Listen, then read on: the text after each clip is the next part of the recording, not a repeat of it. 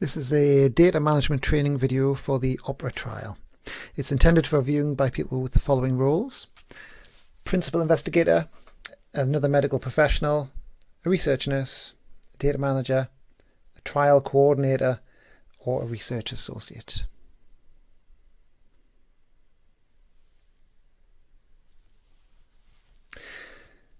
Data management in the Opera trial, that is randomization, data capture, and also management of the trial medication allocations, is managed within the sealed envelope platform, which is generally known as RedPill. You can see on the screen now the web address that's used to access the user accounts within RedPill. Each user account is secure to an individual. You are issued a user account upon Newcastle Clinical Trials Unit receiving a completed delegation log and training details. When the invitation to create an account comes, it will come direct from sealed envelope.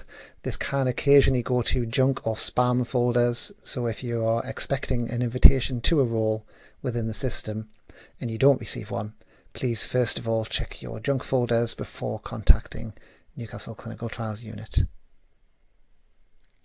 Each account is specific to a role, so in this trial we have randomization, unblinding, and an investigator, which is used for site data entry.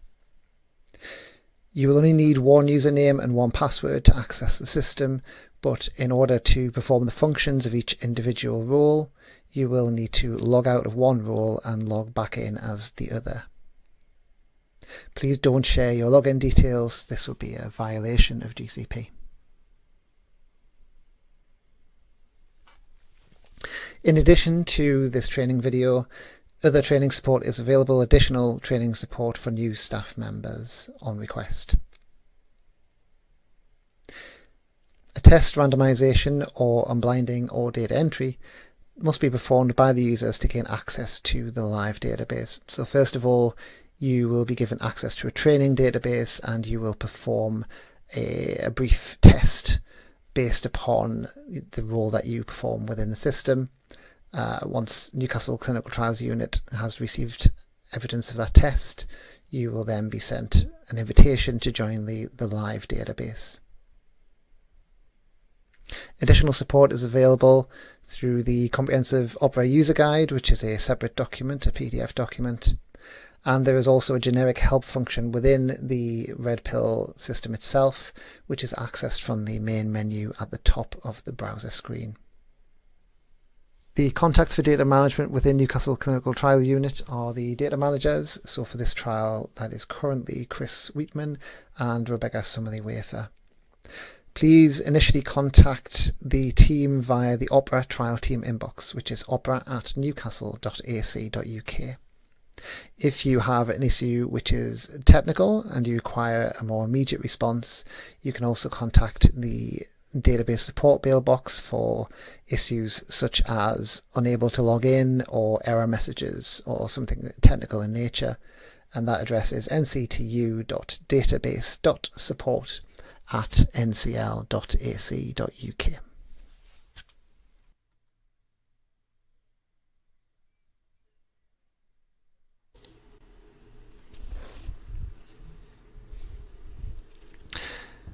When you are given a role in the Opera RedPill database, you receive an invitation email from sealed envelope with the subject "Invitation to a new role."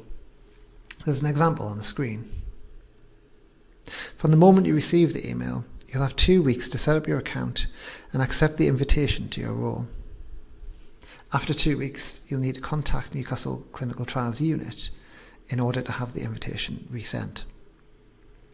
To set up your account, click on the Set Up Your Account link contained within the email. This will take you to the Create Your Password page, where you can create a new account on Sealed Envelope. Sealed Envelope usefully provides some suggested passwords which you can use to create a new password. Just copy the passwords on the screen and paste them into the password input box. You'll need to repeat this to confirm the password. Below the password input boxes, you'll find spaces to enter a backup email address or a backup mobile phone number. This is in case you forget your password in the future, and so you can use the Forgot Your Password link. If you don't enter a backup email address here or a backup telephone number, you will be unable to reset the password yourself, and you'll have to contact Newcastle Clinical Trials Unit in order to have the password reset manually. This can only be done during working hours, so it's highly recommended that you enter either an email address or a telephone number on this screen. If in the future you need to have the password manually reset, you can contact nct.dataBase.support@newcastle.ac.uk and somebody will manually reset the password for you. Once you've entered all the details that you need to on this screen, click Create to create your account.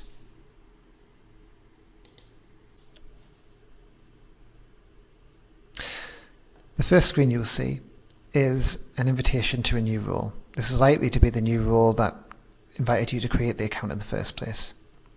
Accept the role.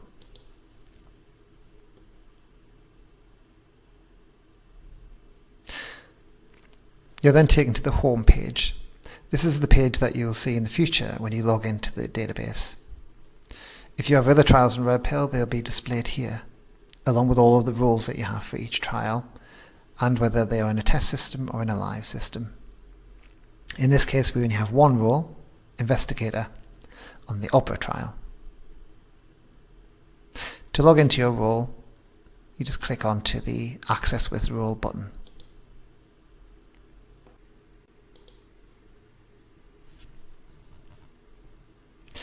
To add a participant in RedPill, you first of all need to log onto the system using the correct role.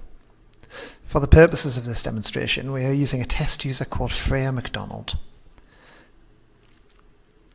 We're going to start at Sealed Envelope's access screen, which is www.sealedenvelope.com/access. Copy in Freya's email address, you would input your own. And we'll copy in the password that was entered when you set up the account. And we'll press Login. Freya has invitations to other roles in the trial, one of which is randomization, the other is unblinding. To add participants, you need to use the investigator role. So we're not going to accept these invitations right now. We're going to go to Trials. And this is the screen that you would immediately come to following login if you didn't have any pre-existing invitations. You can see still there's a banner at the top of the screen telling Freya that she still has invitations to new roles that need to be accepted before they'll be available here on this screen. Right now we've already accepted the investigator role and it's available under the Opera trial in the test system, which we are using for demonstration purposes.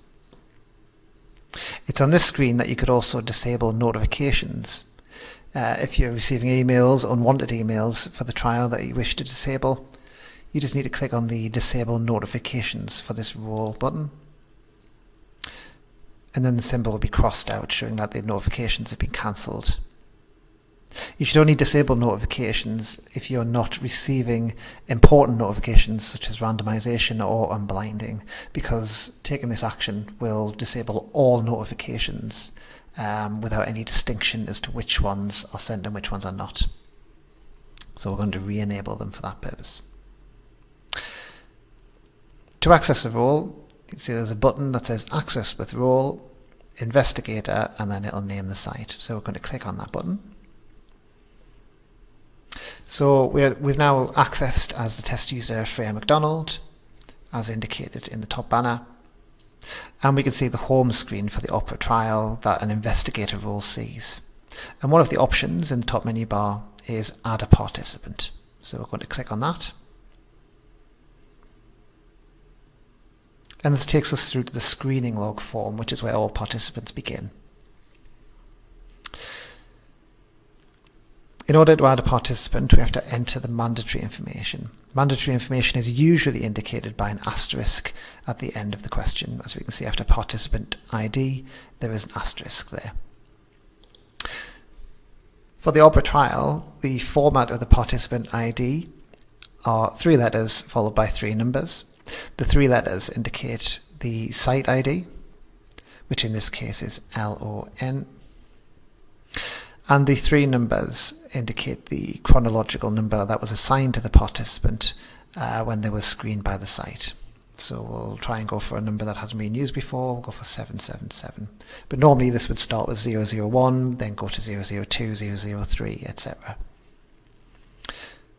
We'll select a random sex for the participant because this is just dummy data. And next it'll ask for some pre-screening information, which should have been collected before the point of data entry. So we have the pre-treatment possibility of a UDCA response, and you'll see there's a note there to say that the response to this question must be less than 0.8 in order to be eligible. If you try to enter a number higher than 0.8, you'll receive a warning that this patient is ineligible for the trial. Warnings can be overridden, but if you do, you will need to provide a justification. You can see here there is a justification box has appeared just below the question, and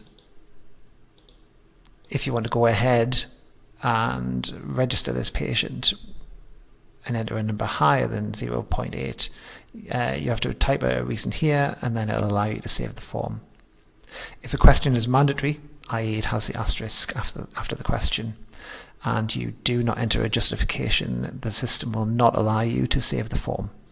So in order to save the form, you have to either enter a valid value or a justification. In this case, we're not going to enter a justification. We're going to lower the number so that it fits. Was the URS appropriate to continue with OPERA? We're going to say yes.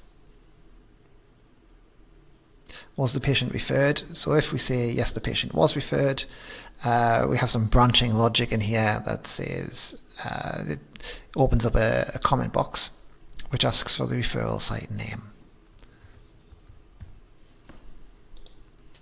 If you say no, the patient wasn't referred, you won't have to enter any information in the comments box, so it really depends what the situation is for the particular participant that you're entering into the system.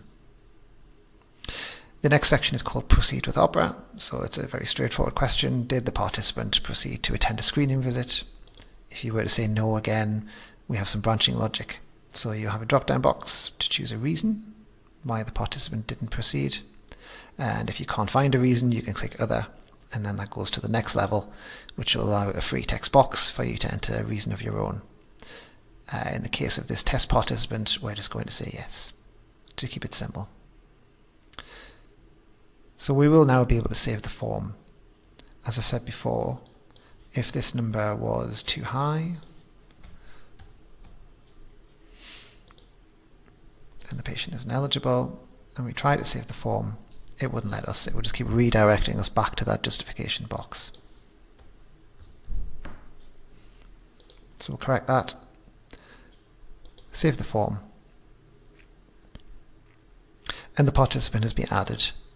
What you'll get after that is the same screen that you've just been completing, except it's now a review screen instead of a data entry screen, and a banner at the top saying the form was saved.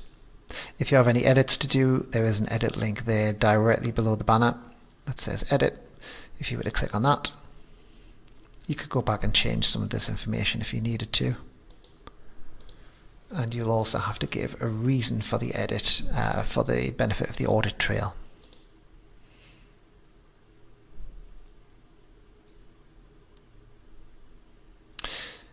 If you scroll to the top of the screen and click on the Return to Participant button, this will return you to the full list of participants for your site. So our participant was LON777. You can see the details for LON777 are displayed in the right-hand screen. And now that we've completed the screening log, some of the subsequent forms have opened up. So screening log is there. The Add button is grayed out because we've already added the form. We could view the form if we wanted to, or we could edit the form as I've just demonstrated. A new visit has also opened up, Visit 1, which is the screening visit, which contains the form that records the visit date, the pre-treatment URS, and informed consent. Randomization will not be available at this stage because some of these details need to be changed in order for randomization to become activated.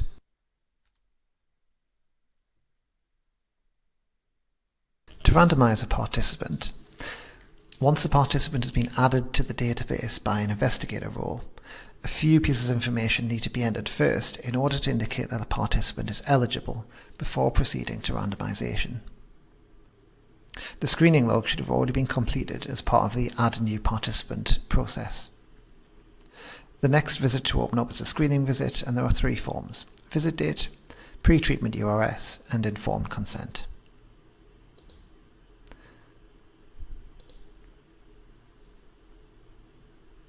We're going to add a visit date.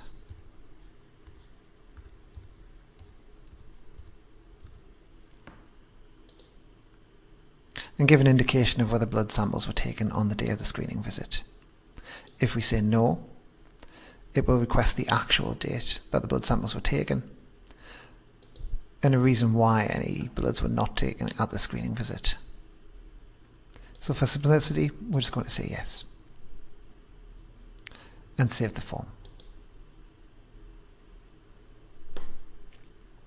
There's a banner at the top of the screen to indicate the form was saved, and it moves into a review mode where you can look at the details that have just been entered. At the top of the screen, new options have appeared. We can return to the participant. We can add the pre-treatment URS, which is the next form in the chronological order, or we can jump to another form of our choosing.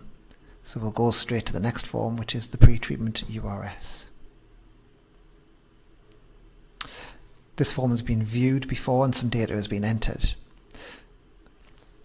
Because some data has already been entered into this form but not actually saved, you get a message that asks whether you want to load the draft or ignore the draft and enter completely from scratch. So we're going to ignore the existing information and enter from blank.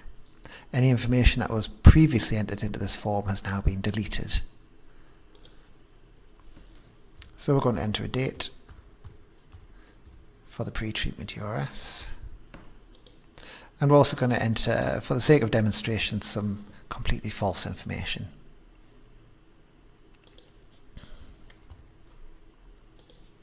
This is just to get us to the next stage of the process. You can see there are notes below each question, which indicate that the total number of digits that will be accepted. There are also asterisks after each question indicating that these are mandatory values. If we leave one of these blank, we'll see what happens when we miss these out. Continue entering false information.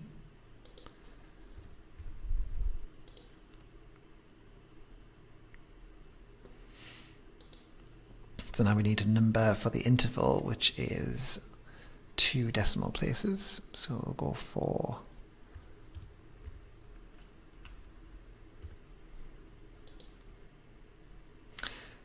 0.50 and we'll enter an age of 30 years old and click Save the form. Now because we left one blank, we have to either provide a justification for not entering a value here, or we need to enter a value.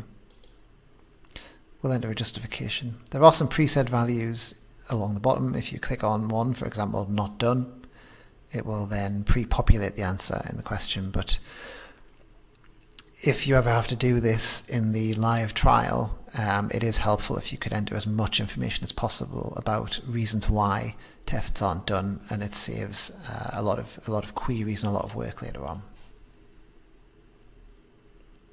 We're going to stick with not done for now because this is a dummy participant just for demonstration purposes, so we don't have any more details. Now that that form is complete, we can go to the next form in the order, which was informed consent. This is the last form that we'll have to fill out in order to activate randomization. The first question we are faced with is whether the patient information sheet was given. We're going to say yes. The version will say it was version 1, and the date will say it was the 1st of this month. In the live trial, this information will be available in the form itself.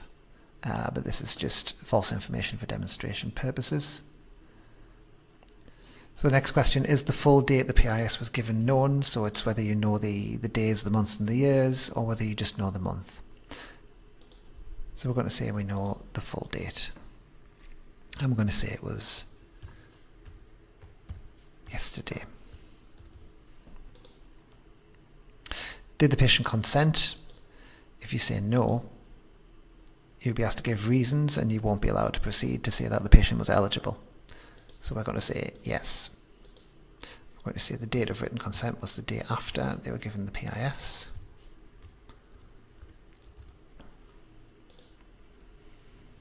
And then we're given the opportunity to provide information about optional consents. So we're just going to say yes to all of those. In real life, this data will be taken from the form itself. Is the patient eligible? We're going to say yes because we want to activate randomization and save the form.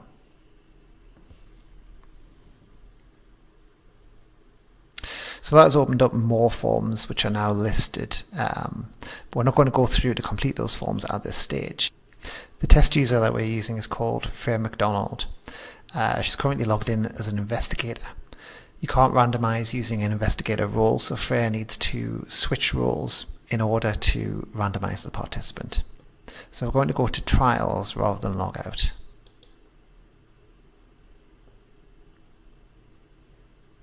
At the moment, Freya only has an investigator role because she has an invitation to a randomization role, but she hasn't yet accepted it. So we're going to click on You have an invitation at the top. And she has two current invitations, one for randomization and one for unblinding. So we're going to accept the randomization role and then go back to the trial screen. So whereas Freya once just only had an investigator role, she now also has a randomization role with two separate buttons in order to access each one. We're going to click on Access with Role Randomization. This takes us to the home screen that you see every time you log into the Opera database. Click on Participants. You need to find the participant that you wish to randomize in the list. In this case, it is the false participant LON777. You'll see that because the appropriate forms have been filled out and the participant was found to be eligible, the randomization form has activated. In order to create a new randomization, we need to click Add.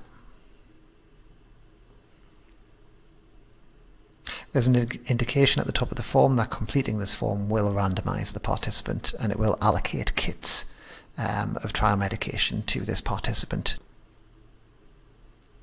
So the first section is the eligibility confirmation. This will be the same date that you entered on the informed consent form for eligibility.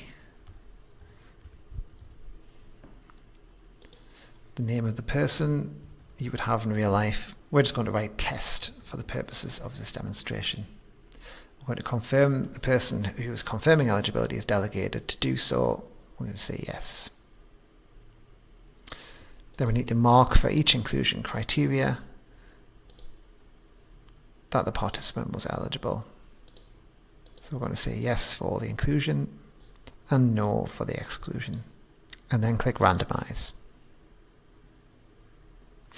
When you click the randomize button, the randomization won't happen at that point. You'll be asked to review all of the information that you've already entered because it can't be undone once the randomization has taken place.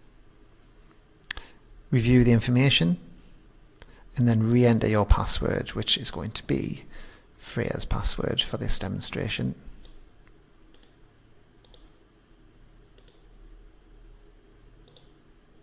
And confirm.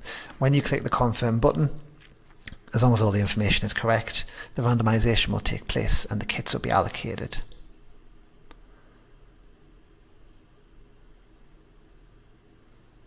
You get the success indicator on the screen and it will tell you the kit that was randomized to the participant, which in this case is YH5.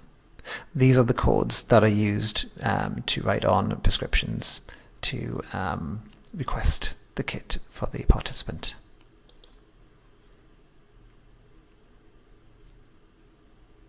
As with all other forms, you get a chance to review the form before you go back to the participant screen. Assigning kits must be done by somebody with a randomization role. You start by looking up the participant that you want to assign kits to. In this case, this is the test participant LON777. Click on that participant in the list, and the right-hand panel will open up for that participant. Any kits already assigned will be indicated in the kits section of the participants panel. In this case, the only kits that have been assigned to this participant were at randomization, and they are indicated as YH5. In order to assign further kits to the participant, we click on the Assign Kits list link. This takes us to the Assign Kits screen.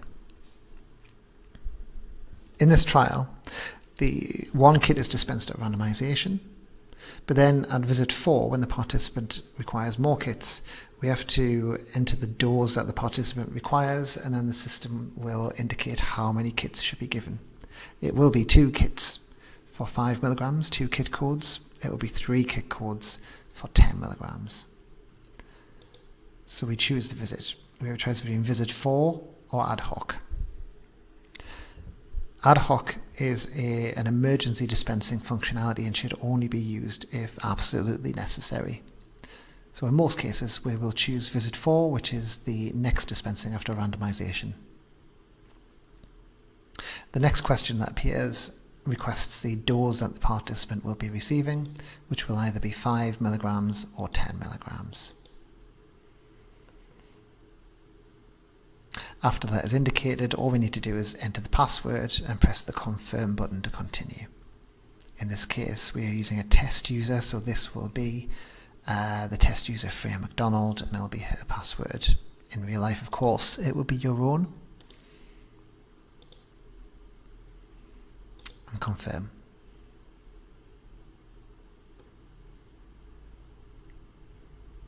And you get a banner at the top of the screen indicating that the kits were assigned and what the kit codes were. The kit codes can be used to enter any prescriptions that are required. The system itself does not produce prescriptions. All that the system will do is send out notification emails. So on the one at randomization, there will be a kit code indicated on there, and now that we've assigned kits, there will be a further email sent out to all the people at the same site that have the relevant role. That will indicate the kit codes that have been assigned to this participant. If you've turned off notifications for your account, you will not receive these notifications. If you need to receive these notifications, you'll need to keep all notifications turned on.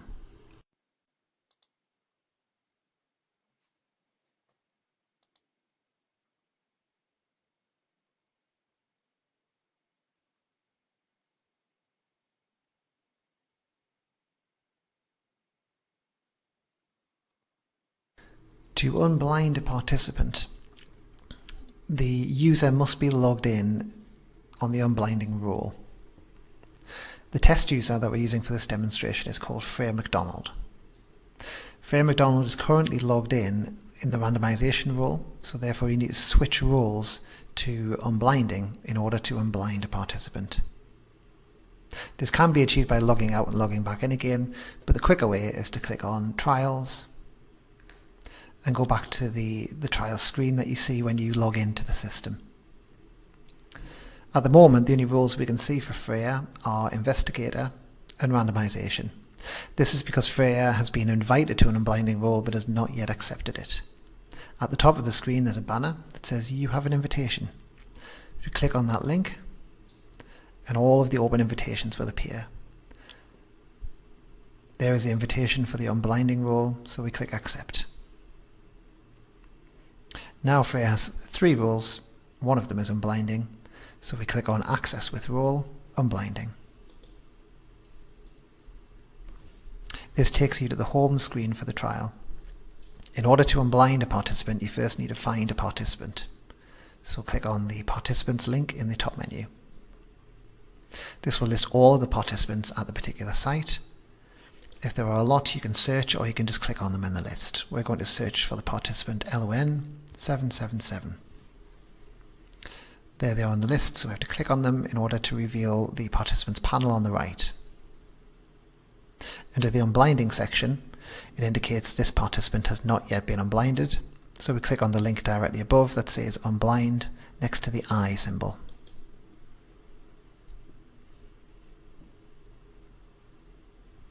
There's some text that indicates that by entering your user password you will reveal the treatment group to yourself by email.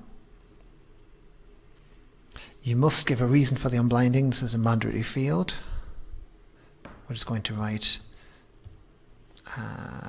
clinical emergency.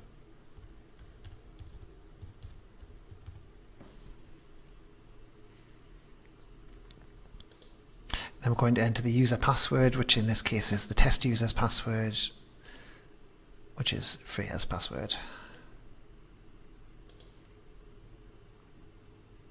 When the confirm button is clicked,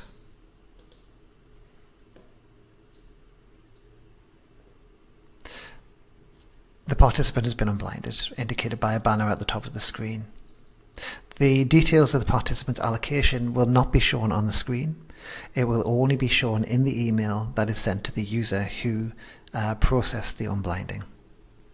In addition, other emails will go out to Newcastle Clinical Trials Unit users and also to other investigators at the site, indicating that an unblinding has taken place and who that information was sent to. Only the user who processed the unblinding will receive the actual allocation.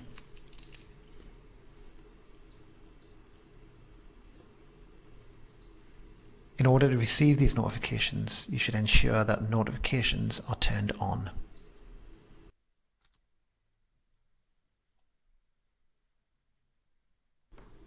To view a participant, go to the top menu and click on the Participants link. This will display the full list of participants for the site. You can either select the participant in the list or type all or part of the participant's study ID number in the search bar. Click on the participant to reveal the participant details pane on the right hand side of the screen. Scrolling down through the participant details pane will reveal the study schedule.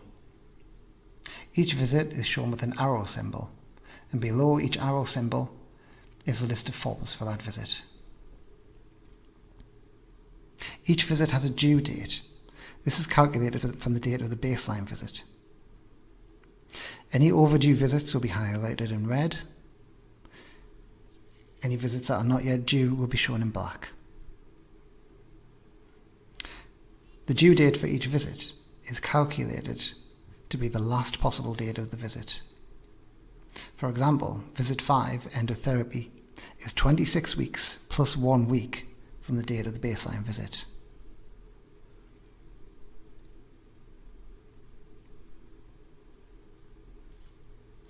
Each form has 3 possible options.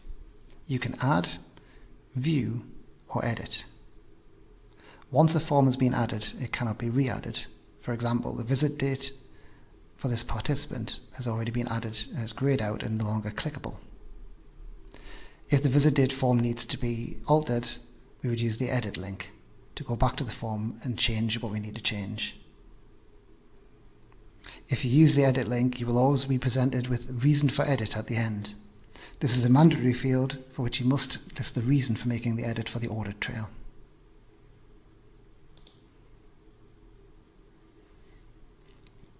If you don't wish to edit the form but you just wish to see what's already been written, you can click on View to get a review-only version of the form. Certain forms will only activate based on data entered on other forms. The first example that you'll see of this is when the screening visit is activated as a result of completing the screening log. Other forms in the study consist of the adverse event and concurrent medication forms activate once a consent date is added to the screening log. The informed consent form must be completed with an eligible equaling yes before the randomization form is activated. All ECRFs that follow randomization in the order of the trial will be activated once randomization has occurred. The only exceptions are liver biopsy will be activated if the participant is randomized into the biopsy sub-study. Otherwise, this form will not be visible. The biobank sample form will be activated only if consent is given on the informed consent form. Likewise, the urine sample form will also only be activated if consent has been given in the optional consent section of the informed consent form. If a participant withdraws, all visits after the date given in the withdrawal form will become unavailable for data entry. The pregnancy test form is only available if 2 questions are answered in a certain way. In the screening log, the question for biological sex, if this is answered female, and in the informed consent form, if the childbearing potential question is answered as yes. This will activate the pregnancy test form. The full visit schedule, as seen in the RedPill database, is now visible on the screen. This consists of a screening log visit that is completed at the point when a participant is added to the database.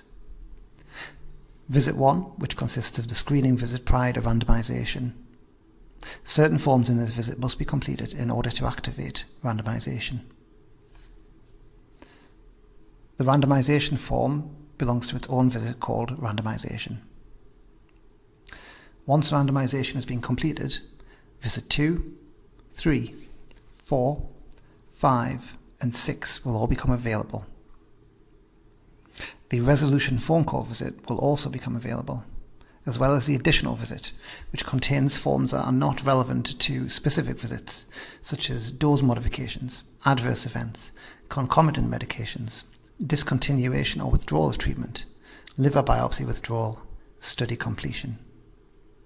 The NCTU only visit will not be visible to those with investigator roles.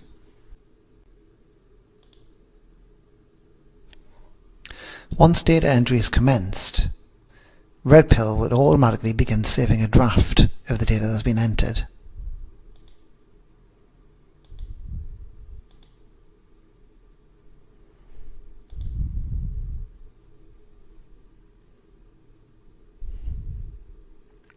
This could be seen by a message in the top right.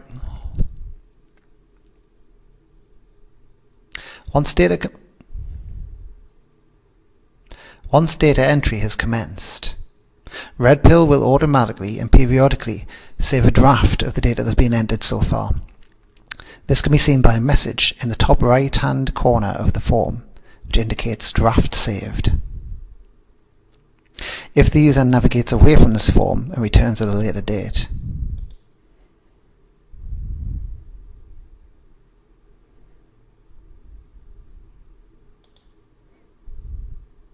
a message will appear that asks the user whether they wish to load the previous draft or ignore the previous draft and enter the information from scratch.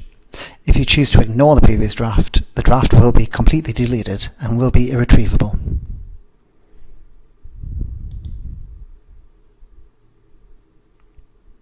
When entering data into radio button questions, such as were liver biochemistry performed, if you wish to cancel the answer entered rather than select the other option, you can push the reset button directly below. This will clear the question back to how it started.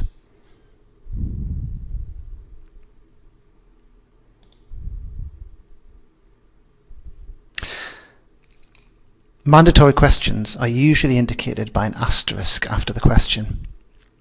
This is not the case on this form, but these questions are still mandatory. They are mandatory because they are dependent upon the original question. Were liver biochemistry performed? The answer yes means that these questions are now mandatory themselves. If we were to enter data, this is false data for the purposes of demonstration,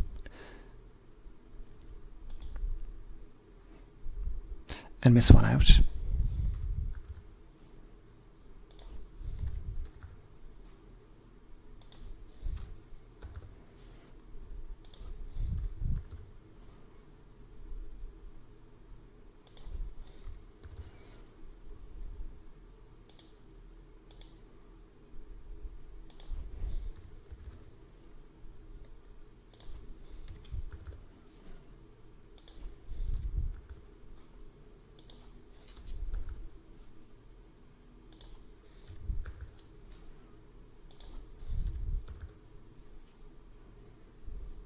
and attempt to save the form, a justification box will appear. If a question is mandatory, as indicated by "this field is required," this means that the question must either be answered or a justification must be given, which will be recorded in the audit trail. Each justification box comes with preset answers.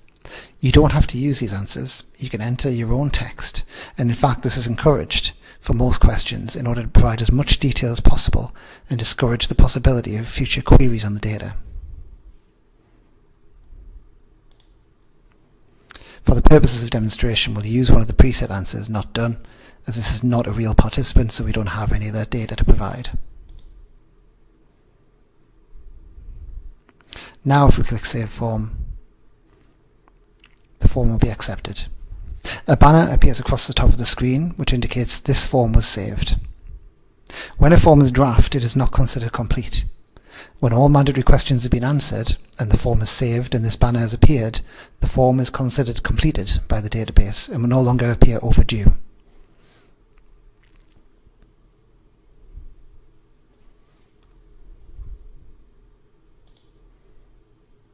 Please note that the default timeout on data entry is 20 minutes. Any unsaved data when the timeout occurs will not be saved. Please always log off rather than closing the browser. Closing the browser will not enable the draft to save. The logout link is located in the black menu bar at the top of the screen. Your username and ID will be alongside it. Some questions have an immediate warning message that pops up to alert the user that a value may be entered incorrectly or required information may be missing.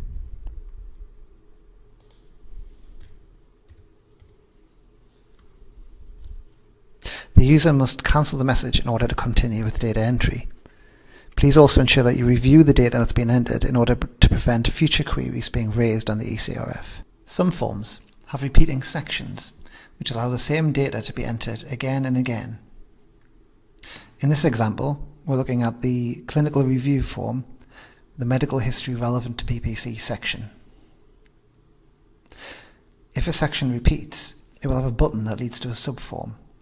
Click on the button to enter the data.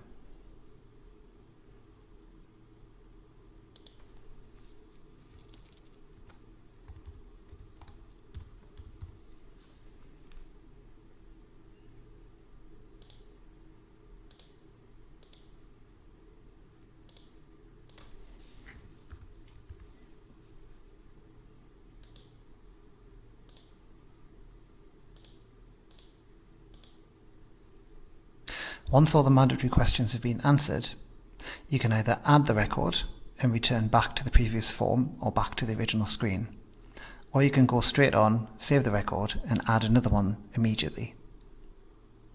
In this case, we're going to add the record and return to the previous screen. This adds a subpanel within the original form that shows all of the details entered on the subform. Adding another subform will add another panel next to this one, and then another panel, and then so on and so on. Another example of repeating elements within the database is repeating forms. The repeating forms in the database are in the additional visit at the bottom of the study schedule. Dose modifications, adverse events, and concomitant medications are all examples of repeating forms.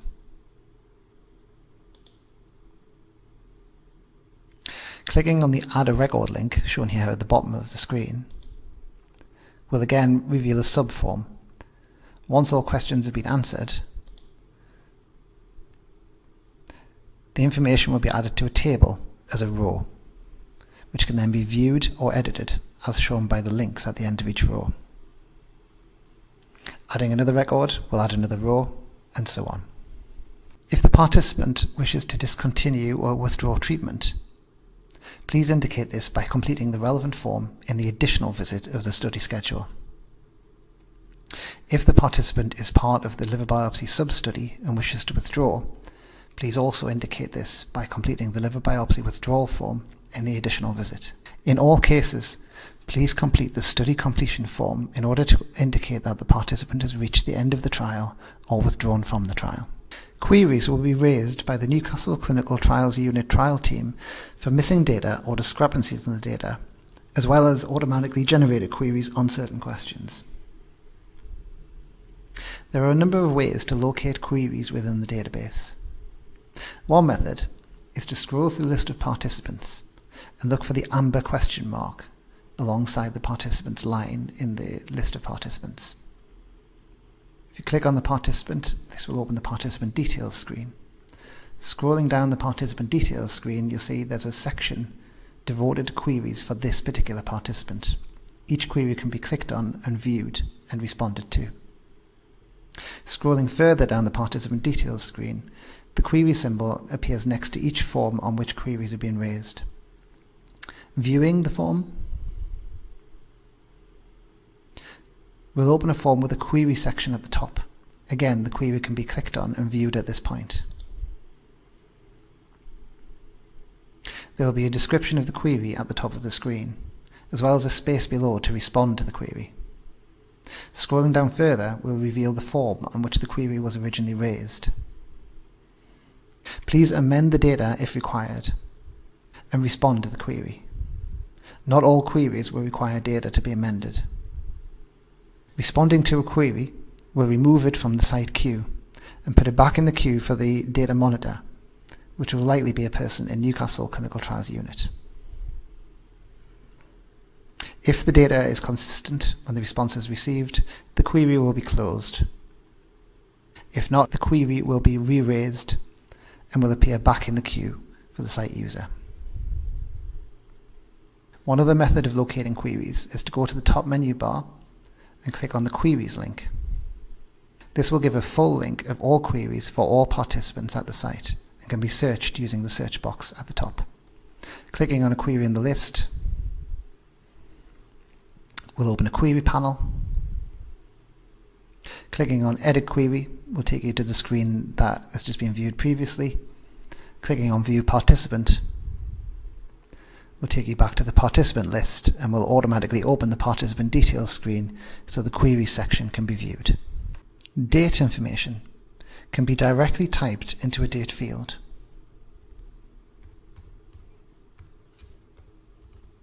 Or alternatively can be selected by clicking on the calendar icon to the side.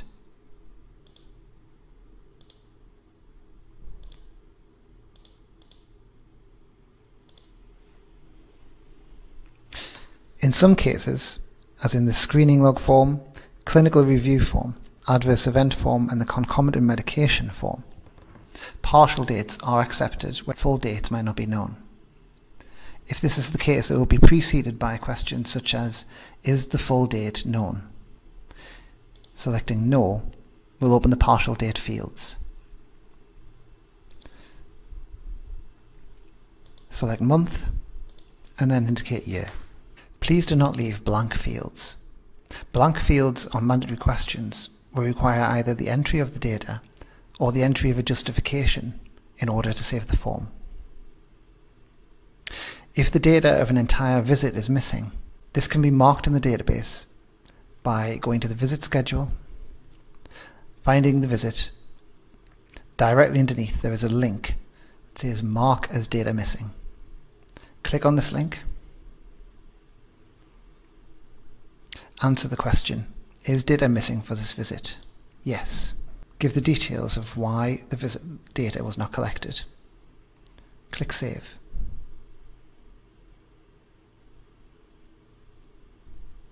All of the forms for this visit are now greyed out and will no longer be marked as overdue. Some items to note. Sites are requested to enter data within 2 weeks of the visit taking place. Please enter all screening activity into the screening log. This includes screen failures and participants who decline to participate. The screening log form must be completed to activate randomization functionality within RedPill. Regarding the trial medication, the site pharmacy will receive an initial batch of kits plus 1 additional shipment. In the case of mandatory data, data must be entered in order to save the page.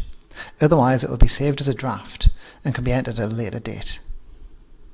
To save the form, you must either enter the mandatory questions or complete the justification box. If there are justification boxes on the screen, the form cannot be saved. Complete the justification boxes and then attempt to save the form again. You'll see the banner at the top of the screen if a save was successful. Please ensure you save the data before navigating to another form or another participant. A source document is a document in which data collected for clinical trials is first recorded, for example, medical notes or trial forms that have been supplied to the site.